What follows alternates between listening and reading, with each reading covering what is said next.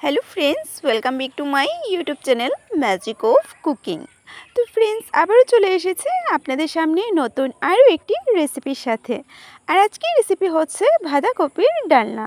বাঁধাকপি দিয়ে আমরা অনেক রকমের রেসিপি করে থাকি। আজকে আমি ডালনার রেসিপিটা আপনাদের সাথে শেয়ার করব। আর বাঁধাকপির ডালনাটাও কিন্তু আমরা অনেক রকমের উপকরণ দিয়ে করে থাকি। আজকে আমি করব ছোলা দিয়ে। তো ছোলা দিয়ে আজকে বাঁধাকপির ডালনার রেসিপিটা আপনাদের সাথে শেয়ার করব। তো বেশি কথা না বাড়িয়ে চলুন আমরা আজকে এই বাঁধাকপির ডালনা রেসিপিটা দেখে নিই। খুবই সহজ একটা রেসিপিটা করার জন্য সবার প্রথমেই লাগছে বাঁধাকপি। আর দেখুন এখানে আমি একটা মাঝারি সাইজের বাঁধাকপির অর্ধেকটা নিয়েছি। অর্ধেকটাকে আমি এবারে কুচি করে কেটে নেব। তো কেটে নিয়ে আসছি। তো দেখুন এখানে বাঁধাকপিগুলো আমার কাটা হয়ে গেছে আর আমি কেটে ভালো করে ধুয়ে নিয়েছি। আমি একটা ছুরি দিয়ে একদম পাতলা পাতলা করে কেটে নিয়েছি। আর এই রেসিপিটা করার জন্য যে উপকরণ লাগছে সেটা হচ্ছে আলু, টমেটো আর কাঁচা লঙ্কা। তো এখানে আমি সব কিছু কেটে ভালো করে ধুয়ে নিয়েছি। আর যেহেতু ছোলা দিয়ে করছি তো এখানে দেখুন আমি নিয়েছি পরিমাণ মতো ছোলা। আর ছোলাটাকে আমি এখানে বয়েল করে নিয়েছি। আমি কিন্তু এখানে পরিমাণ মতো ছোলা বয়েল করে রেডি করে নিয়েছি। আর সাথে নিয়েছি সামান্য আদা কুচি। সব কিছু আমার রেডি হয়ে গেছে। এবারে জাস্ট আমরা রান্নাটা শুরু করব। তো সব কিছু একটা সাইডে রেখে আমি গ্যাস অন করে একটা কড়াই ভালো করে গরম করে নিয়েছি। এবারে দিয়ে দেব সর্ষের তেল। আর আমি পুরো রান্নাটা সর্ষের তেলেই করছি। তেলটাকে ভালো করে গরম করে নেব। তেল গরম হয়ে গেছে। সবার প্রথমে আলুগুলোকে ভেজে নেব।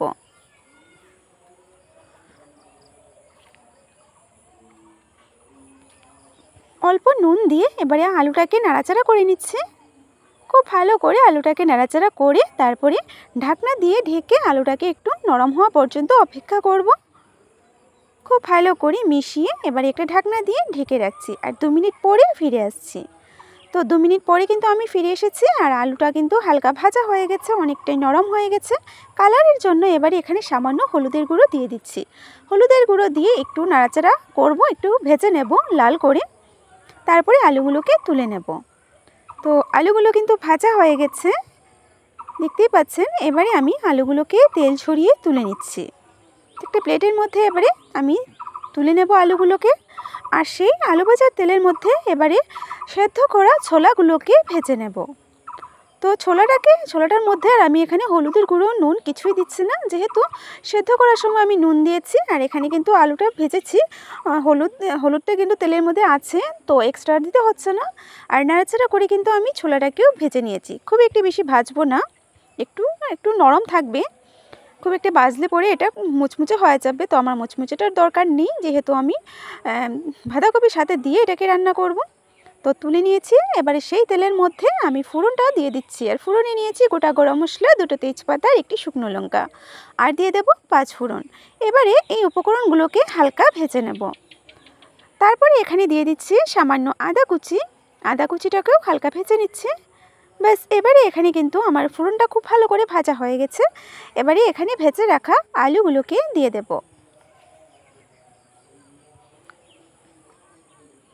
তো ভেজে রাখা আলুটা দিয়ে দিয়েছি। আর দিয়ে দেব কেটে রাখা টমেটো। এবার টমেটোটা যাতে একটু নরম হয়ে যায় সেই জন্য তেলের মধ্যে হালকা ভেজে নিচ্ছি। আর টমেটোর কাঁচা ভাবটা যাতে চলে যায় সেই জন্য তো 1 মিনিটের মতো এটাকে একটু নাড়াচাড়া করে নিলাম। এবারে এখানে কেটে রাখা বাঁধাকপিগুলোকে দিয়ে দেব।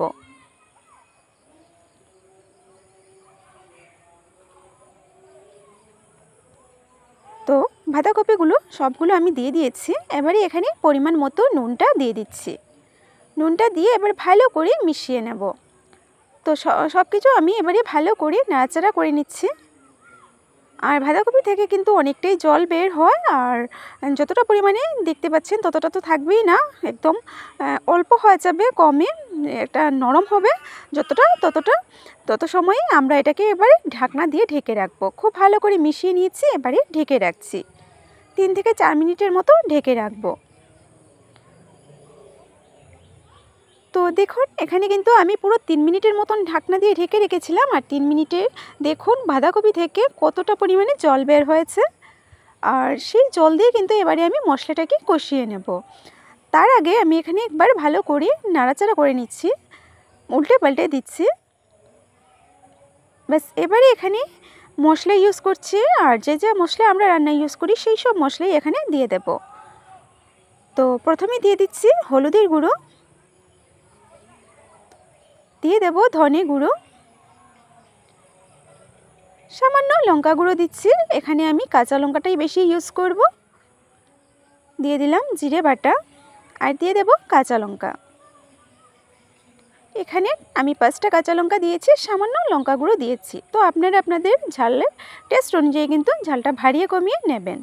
এবারে সব কিছুকে আমি ভালো করে মিশিয়ে নিচ্ছি।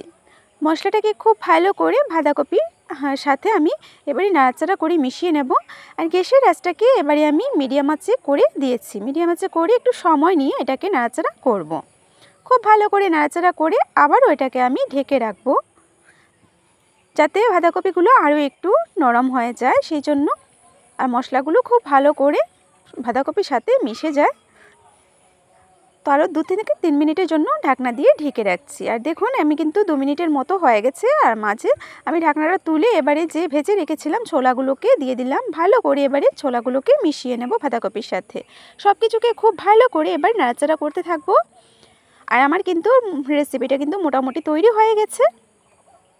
দেখুন আমি ছোলা দিয়ে আমি ভালো করে মিশিয়ে নিয়েছি। আর দেখুন পরিমাণে কতটা ছিল আর কতটা হয়েছে, অনেকটাই কিন্তু কমে এসেছে আমাদের আজকের এই বাঁধাকপিটা।